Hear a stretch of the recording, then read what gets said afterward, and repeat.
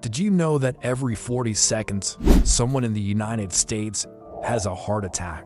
And for those of us over 60, being prepared can literally be a lifesaver, especially if you're alone when it happens. Today, we're going to talk about 7 crucial steps you must know to survive a heart attack when you're by yourself. This isn't about panic, it's about empowerment. Knowing what to do can make all the difference. First and most importantly, recognize the symptoms. It's not always the dramatic chest clutching you see in movies. For older adults, symptoms can be subtle. You might feel discomfort, pressure, or a squeezing sensation in your chest that lasts for more than a few minutes. This pain can spread to your shoulders, neck, arms, or jaw. You might also experience shortness of breath, sudden dizziness, cold sweats, or unusual fatigue. Women, in particular, often experience these less typical symptoms, like nausea or back pain. Don't dismiss these signs. Your body is sending you a critical warning. The second you suspect a heart attack, stop whatever you're doing and sit or lie down. The key is to reduce the strain on your heart. Find a comfortable position, perhaps propped up with some pillows to ease your breathing. Avoid walking around or trying to finish a task. Every bit of energy you save is vital. Your heart is struggling to pump blood, and exerting yourself only makes its job harder. The goal here is to rest and stay as calm as possible. Panicking will raise your heart rate and blood pressure, which is the last thing you need right now. Step 3 is to call for help immediately. This is the single most important action you can take. Dial your local emergency number right away. In the US, that's 911. Be clear and direct. Say, "I think I'm having a heart attack." Give them your exact address and any important details, like if your door is unlocked. Don't be tempted to call a friend or family member first. Emergency services are trained to provide immediate medical care and can get you to the hospital much faster and more safely than anyone else.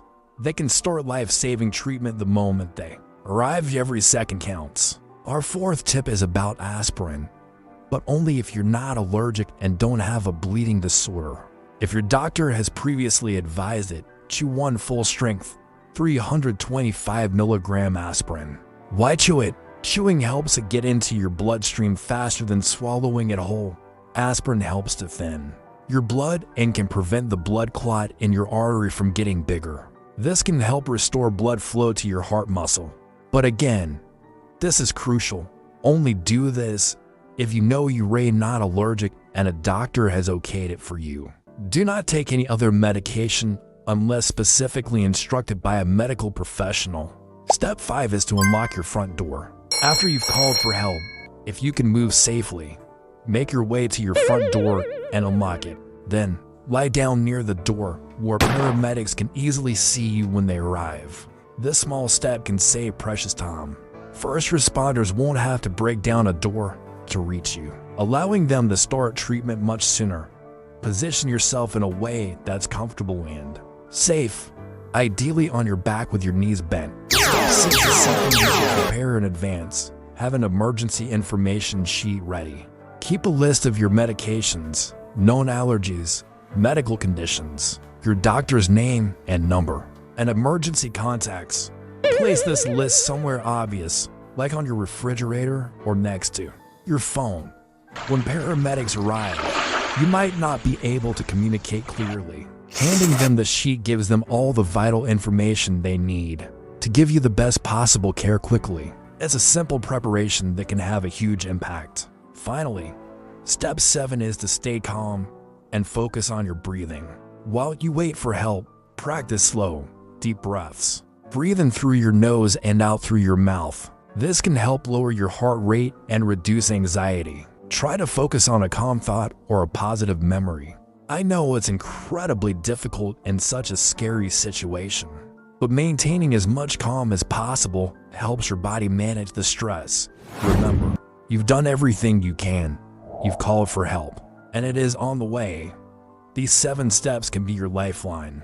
Recognizing the symptoms, resting, calling for help immediately, taking aspirin if appropriate, unlocking your door, having your medical info ready, and staying calm. Please share this video with every senior you know. It could save a life. Thank you for watching, and please take care of that wonderful heart of yours. Subscribe for more essential health tips.